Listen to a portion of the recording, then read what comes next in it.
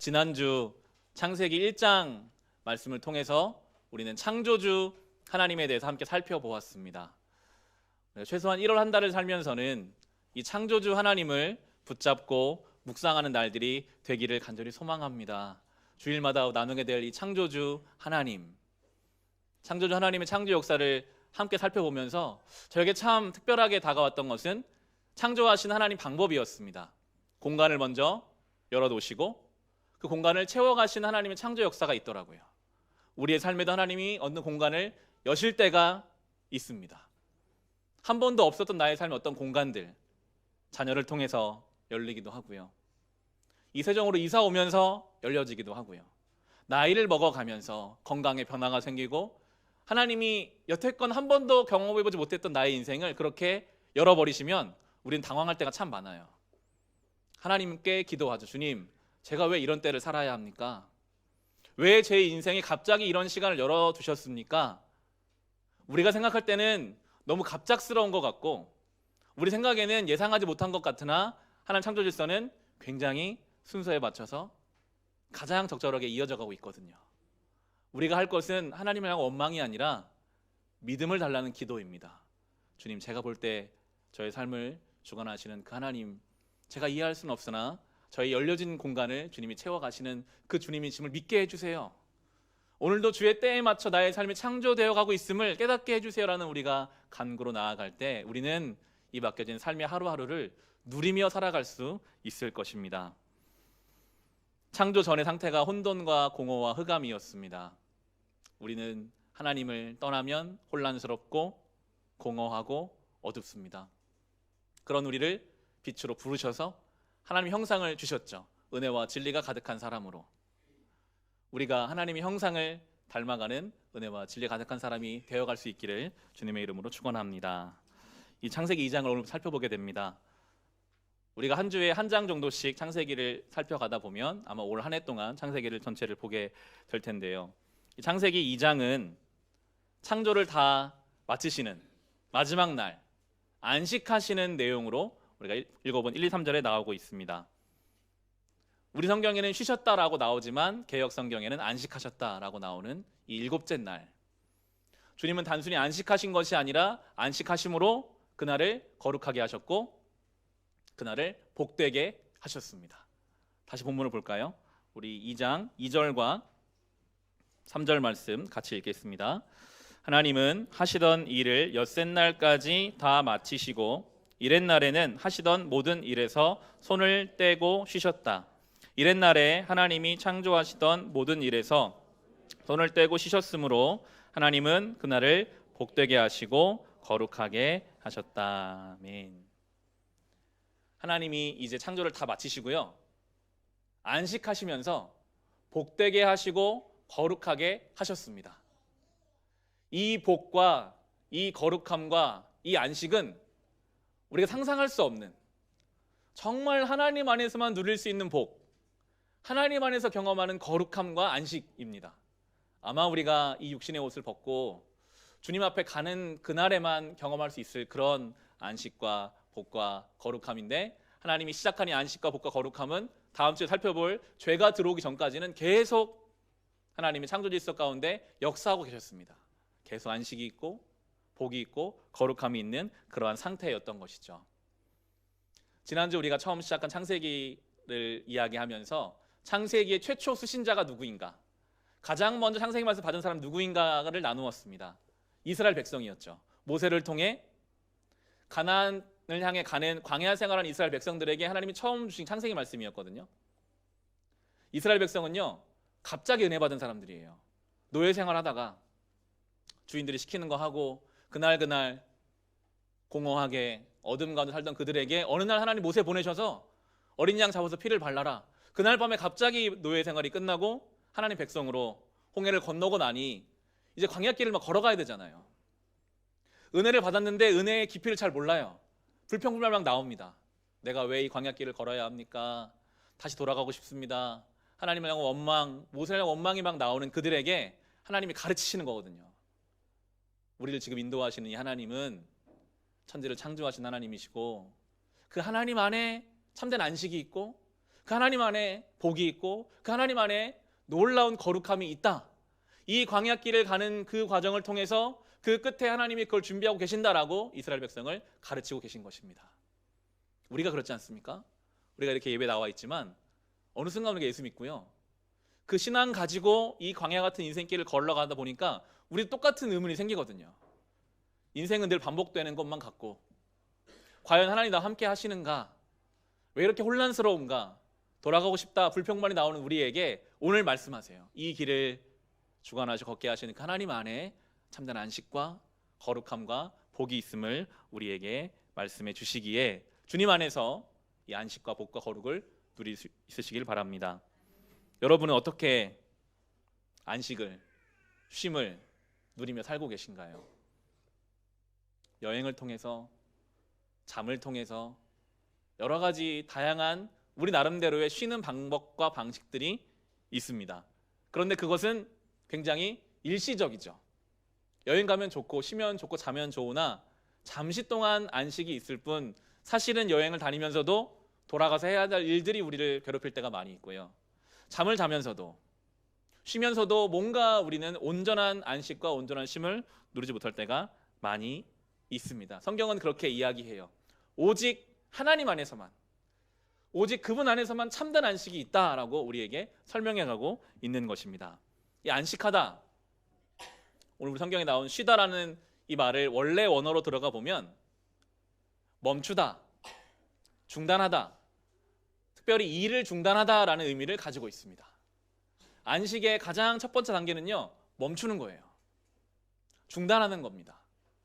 하나님이 6일 동안 천지를 창조하시고 마지막 날에 멈추셨어요. 뭘 하셨을까요? 하나님이 이루신 일들을 보셨습니다. 그게 안식의 첫 단계거든요. 우리의 삶에 정말 중요한 것이 바로 이 멈추는 것입니다. 멈추어 서서 나는 과연 무엇을 향해 지금 가고 있는가? 그게 멈춰서야 보이거든요. 멈추어 서서 나는 과연 무엇 때문에 두려워하고 있는가? 나는 무엇을 염려하고 있는가? 나는 무엇에 매여 있는가? 멈추어 서서 일을 중단하고 그렇게 우리의 삶을 돌아보는 시간이 있어야만 우리는 안식을 향해 갈 수 있습니다. 비워두는 시간, 묵상의 시간이 우리에게 필요합니다. 하루에 5분이라도 괜찮습니다. 짧아도 괜찮습니다. 그러나 우리의 삶에 필수적으로 필요한 시간입니다. 여러분이 걸어갈 거리가 있으시다면 그 시간을 그렇게 활용하세요. 운전할 시간이 있으시다면 그렇게 활용하셔도 좋겠습니다. 뭔가 나의 삶을 돌아보는, 나의 삶을 멀찍이서 볼 수 있는, 특별히 기도하는 시간이 그런 시간이 될 수 있겠죠. 시편 1편 1절에 보면 복 있는 사람은 악인의 꾀를 따르지 아니하며 죄인의 길에 서지 아니하며 오만한 자의 자리에 앉지 아니하며 오로지 주님의 율법을 즐거워하며 밤낮으로 율법을 묵상하는 사람이다 라고 복 있는 사람을 말하는데요, 악인의 꾀를 우리가 지금 따르고 있지는 않은지, 우리가 서 있는 길이 죄인의 길은 아닌지, 우리가 앉은 자리가 어떤 자리인지를 멈추어서 보지 않으면요 알기가 힘들어요. 그냥 관성을 따라가요. 옆 사람 보고 따라갑니다. 그런데 가다 보면 그것이 악인의 꾀일 때가 있고 죄인의 길일 때가 있거든요. 말씀 앞에 서서 우리를 돌아보는 그 시간이 우리를 복되게 하는 것입니다. 여러분 반드시 시간을 내십시오. 멈추어 서십시오. 주님 앞에 멈추어 서서 안식의 첫 발걸음을 떼어 가실 때 우리의 삶이 분명히 주님 앞에 건강해져 가는 것을 경험하게 될 것입니다. 이 안식에 대해서 모세를 통해 들었던 이스라엘 백성은 구체적으로 안식일이라는 것으로 안식을 하나님이 가르쳐 주셨거든요. 40년 동안 광야 생활했던 이스라엘 백성이 해야 되는 일이 하나 있었습니다. 하나님 매일 만나를 내려주시면 하늘에서 내려온 만나를 가족 수만큼 하루치를 가져오는 노동을 하게 하셨어요. 일주일 내내 그걸 해야 돼요. 그래야 먹고 사니까요. 그런데 안식일 바로 전날 6번째 날에는 이틀분을 가져가라고 하셨어요.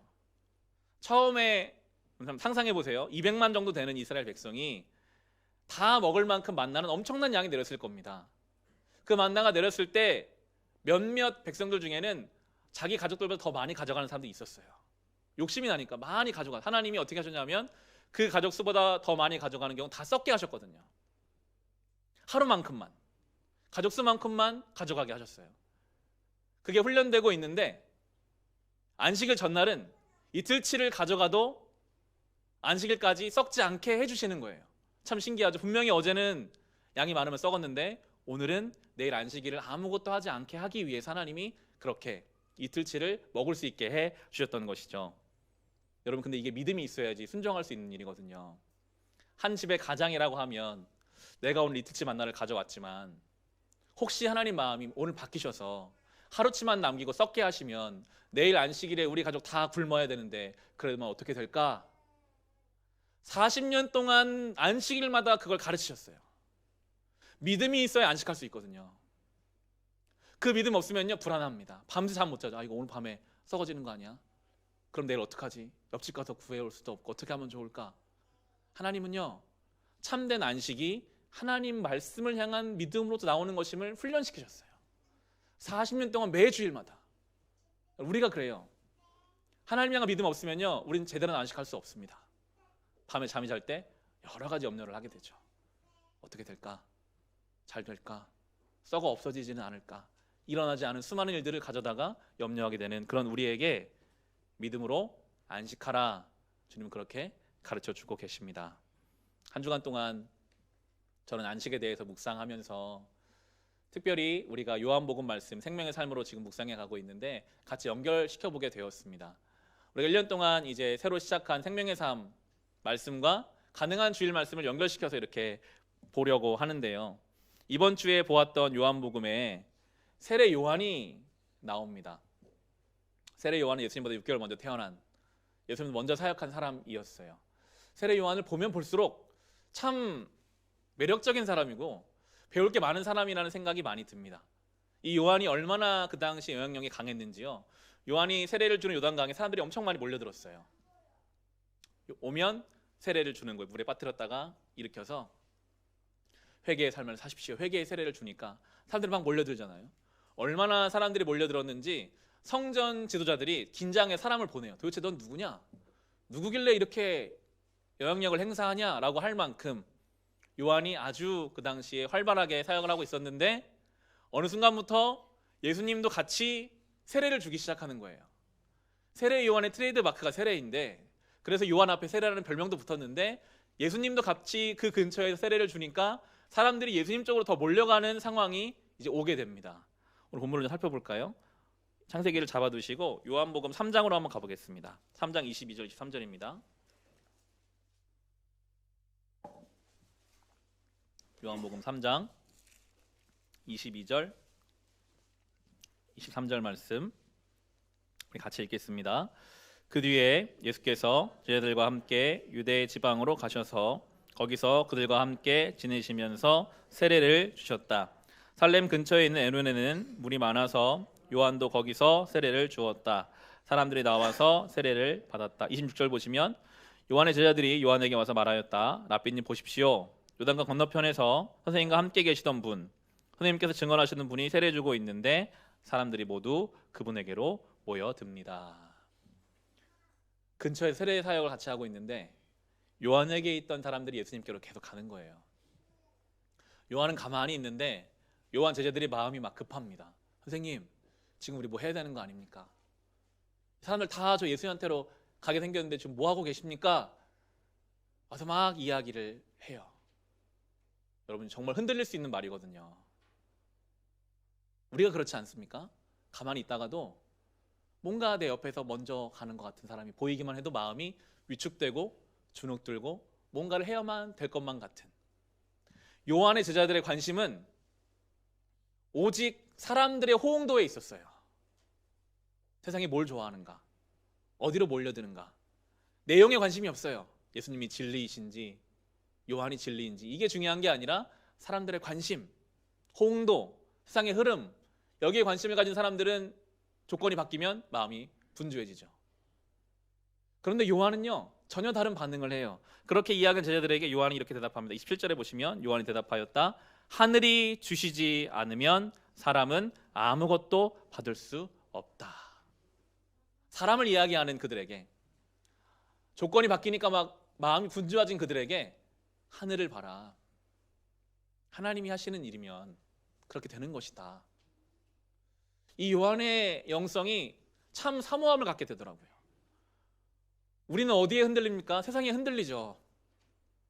세상의 유행에 흔들리고요. 사람들의 이야기에 흔들리죠. 그런데 요한은 그때의 중심을 딱 붙잡습니다. 하나님이 하시는 일이라면 그렇게 되는 것이다.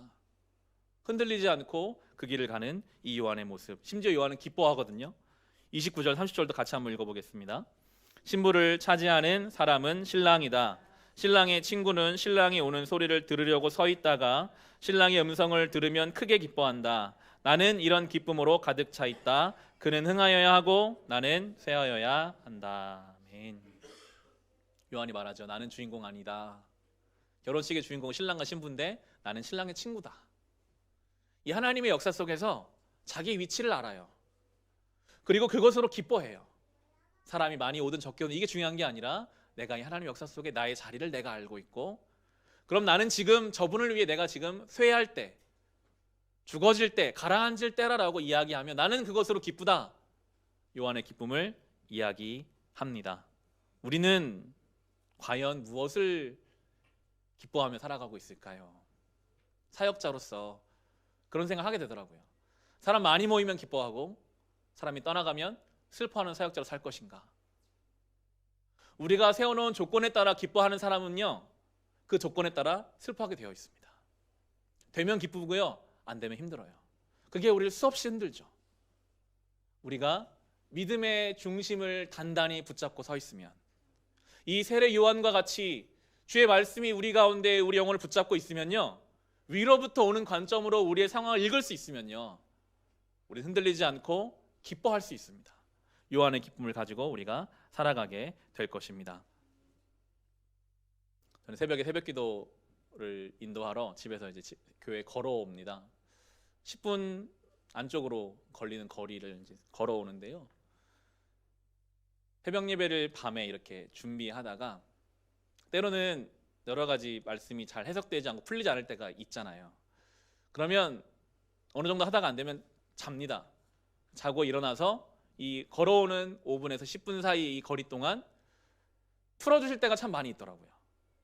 하나님의 그 은혜의 자리로 걸어가는 그 시간에 뭔가 생각하지 않은 방향으로 말씀을 풀어주실 때가 많이 있고, 제가 교회 오면은 새벽 예배 6시인데 보통 5시 20분에서 30분 사이 한 30분 정도 시간이 있어요.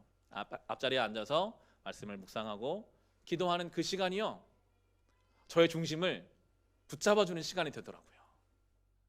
세례 요한처럼 들려오는 소리, 눈에 보이는 어떤 현상들이 충분히 우리 마음을 흔들 수 있는데, 그 주님 앞에 나오는 시간이 저를 붙잡아주는 경험을 수없이 하게 됩니다. 어떻게 세례 요한이 이렇게 기뻐하는 사람이 될 수 있었어요? 그는 말씀의 사람이었거든요. 그의 중심 말씀에 붙잡혀 있으면 쉽게 흔들리지 않죠.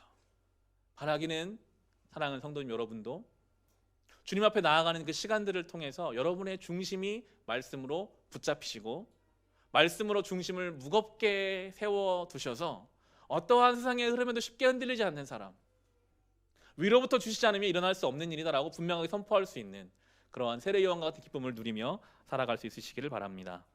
이 말씀이 다 연결되고 있거든요. 다시 오늘 본문으로 돌아가겠습니다. 창세기 2장인데요. 이 창세기 2장에는 1장에서 나왔던 인간 창조의 이야기가 좀 더 구체적으로 언급됩니다. 우리 2장 7절이 사람을 창조하신 하나님의 구체적인 모습이 나오는데, 2장 7절 같이 읽겠습니다. 주 하나님이 땅의 흙으로 사람을 지으시고 그의 코에 생명의 기운을 불어 넣으시니 사람이 생명체가 되었다. 아멘. 사람의 재료가 흙이에요. 성경에서 흙은 가장 비천한 재료, 가장 보잘것없는 게 흙으로 대표되거든요. 사람을 흙으로 지으셨습니다. 그래서 사람은 참 연약한 존재입니다. 나이가 많든 적든 어떤 지위에 있든 인간은 연약해요. 우리가 많이 느끼지 않습니까? 분명히 오늘 참 기쁘게 살다가도 내일 갑자기 어떤 상황과 환경 때문에 마음이 막 뒤집어지는 게 우리예요. 내가 생각하지 않은 어떤 일 때문에 흔들리는 것뿐만이 아니라 일어나지 않은 일을 가지고 데리고 와서 나를 괴롭히는 게 또 우리의 모습이에요. 얼마나 연약한지. 하나님이 근데 그렇게 지으셨거든요. 흙으로 지으셨어요. 여러분이 다른 사람 보실 때도 너무 기대하는 마음으로, 정죄하는 마음으로 보실 필요가 없습니다. 저 사람도 흙으로 지어졌으니까 저런 사람이구나. 불쌍한 마음으로 안타까운 마음으로 보는 것이 사람을 보는 태도가 될 텐데요. 놀라운 것은 그렇게 흙으로 지어져 있는 인생을 하나님이 숨을 불어 넣으시니까, 생명의 기운을 넣으시니까, 하나님이 생기를 넣어주시니까 하나님의 형상을 품은 존재가 됩니다. 그게 말씀이거든요. 하나님의 생기가 들어오기 전에는 흙이에요. 여러분, 우리가 말씀 없이 살면요 얼마나 연약한지요. 얼마나 화가 많고 경쟁하고 미워하고 수없이 무너지는지요. 그런데 참 놀랍게도 우리 안에, 그 흙과 같은 우리 안에 주의 말씀이 들어오기 시작하면 완전히 다른 존재로 살아갈 힘을 얻어요. 그게 우리가 하나님 형상을 닮아가는 귀한 방법이 되는 것입니다. 생명의 삶 시작해서 요한복음 묵상하고 있잖아요. 여러분, 날마다 이 사모하는 마음으로 말씀 앞에 나아가십시오. 주님, 저는 흙과 같은 존재입니다. 말씀 없으면 저 또 흔들립니다. 저 또 넘어집니다. 오늘도 저에게 생명의 말씀을 넣어주세요 라는 마음으로. 저희 부모님이 두 분 다 혈압약을 드시거든요. 매일 먹어야 되는 혈압약인데 저희 집에 오실 때도 약을 가져오시죠. 여행 갈 때도 약을 가져가요. 먹어야 되니까요. 먹어야 사니까요. 우리의 육신의 건강도 그렇게 챙겨서 약을 먹어야만 살 수 있는 그런 것이 있을진데, 우리 영혼에 주의 말씀이 날마다 들어와야만 산다라는 그런 마음을 가지고 늘 주의 말씀 앞에 우리가 나아가야 할 것입니다. 현대를 살아가는 우리에게 우울감, 공허함, 불안함이 많이 있는데 어느 목사님이 그렇게 말씀하시더라고요. 우리에게 이 우울증을 치료할 수 있는 중요한 두 가지 약이 있는데 그것이 바로 구약과 신약이다. 성경 말씀을 붙잡고 묵상하는 것이요 우리 영혼에 크게 놀랍게 작용하는 것을 경험해 갈 수 있습니다. 이어지는 창세기 2장 8절과 9절에는 우리가 참 궁금하게 생각하는 한 사건이 또 나오게 됩니다. 우리 8절 9절 같이 읽겠습니다. 주 하나님이 동쪽에 있는 에덴에 동산을 일구시고 지으신 사람을 거기에 두셨다. 주 하나님은 보기에 아름답고 먹기에 좋은 열매를 맺는 온갖 나무를 땅에서 자라게 하시고 동산 한가운데는 생명나무와 선과 악을 알게 하는 나무를 자라게 하셨다. 16절 17절 읽겠습니다. 주 하나님이 사람에게 명하셨다. 동산에 있는 모든 나무의 열매는 내가 먹고 싶은 대로 먹으라. 그러나 선과 악을 알게 하는 나무의 열매만은 먹어서는 안 된다. 그것을 먹는 날에는 너는 반드시 죽는다. 하나님이 에덴을 만드시고 많은 걸 마음대로 먹지만 저 동산 중앙에 있는 선과 악을 알게 하는 나무, 선악과를 먹으면 안 된다. 먹으면 죽는다라고 말씀하세요. 성경을 진지하게 읽은 사람들은 누구나 여기서 질문을 던집니다. 하나님은 선악과를 왜 만드셨을까? 선악과를 만드시면서 아담이 저 선악과를 취할 것을 모르셨을까? 그걸 모르셨다면 전능하신 하나님이 아닌 거고, 그걸 아셨다면 하나님이 악취미가 있는 거죠. 알면서 왜 만드셨을까라는 생각을 우리는 하게 되죠. 왜 하나님이 선악과를 만드셨을까요? 동산 중앙에 잘 보이는 곳에 선악과를 만드신 이유가 무엇일까요? 사람은, 특별히 아담은 에덴 동산 안에서 하나님만 없으면 하나님 같은 존재였습니다. 노동할 필요가 없고요, 옷을 입을 필요가 없을 정도로 좋은 환경이었어요. 이름을 다 지으라고 아담에게 명령하시거든요. 그만큼 모든 생물을 향한 영향력을 가지고 있던 것이 아담이었습니다. 하나님 안 계시면 하나님 같은 역할을 했었어요. 그런데 그 동산 중앙인 선악과를 볼 때마다 하나님이 나를 지으셨지. 하나님이 창조주시고 나는 피조물이지. 나는 주님 말씀에 순종해야지. 그것을 알게 하는 게 그 동산 중앙에 있는 선악과의 역할이거든요. 선악과 안에 어떤 독성이 있어서 먹으면 죽는 그런 게 아니라요, 하나님 앞에 불순종이 죄로, 혼란으로 이어져 가게 됩니다. 그 동산 중앙에 있는 선악과는요, 하나님과 나와의 관계를 생각하게 해주는 도구였어요. 우리의 인생에도 우리 영혼의 한가운데에 그 선악과, 우리는 십자가가 될 수 있겠죠. 십자가가 세워져 있어야만 에덴입니다. 내 삶의 중심에 하나님이 계셔. 나를 오늘 호흡하게 하시는 분은 하나님이셔. 나에게 주신 이 가정도 하나님이 주신 거야. 나의 인생도 하나님이 주신 거야. 나는 청직이야. 그런 마음을 가지고 사는 사람은 동산 중앙에 있는 그 십자가 선악과를 보며 하나님과 나와의 관계를 인식하며 평안을 누리며 살지만요, 그 선악과를 잘라내는 순간, 하나님을 인식하지 않는 순간 수많은 혼란이 들어옵니다. 앞으로 살펴볼 게 그런 내용이거든요. 형제간에 막 죽이고요, 선악과가 사라지면 서로 원망하고요, 모든 죄악이 거기서 시작되는 거거든요. 늘 우리의 삶의 중심에 하나님에 대한 인식, 하나님과 나와에 대한 관계는 확실한 정립이 있어야만 우리가 에덴 안에서 살아갈 수 있는 것이죠.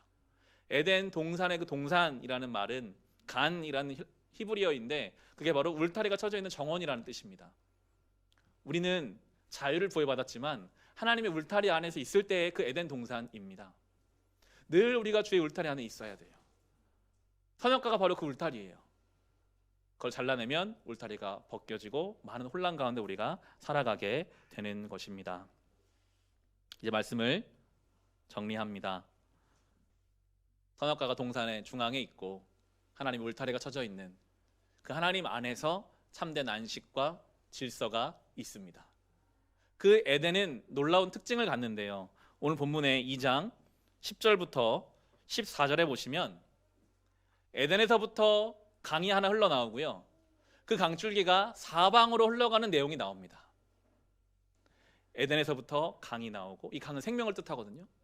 사방으로 그 생명의 강이 흘러가요. 에스겔서에서도 성전에서 나오는 강이 나오고요. 예수님도 나를 믿는 자는 그 배에 생수의 강이 흘러나리라.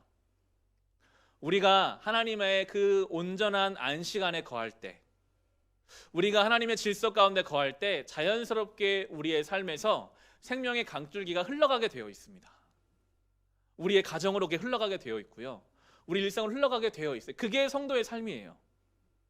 우리는 그런 존재예요. 우리가 주님 안에 온전히 거하고 있을 때 자연스럽게 우리의 말과 우리 행동을 통해 이 생명이 흘러가야 됩니다. 우리는 무엇을 흘려보내며 살고 있습니까?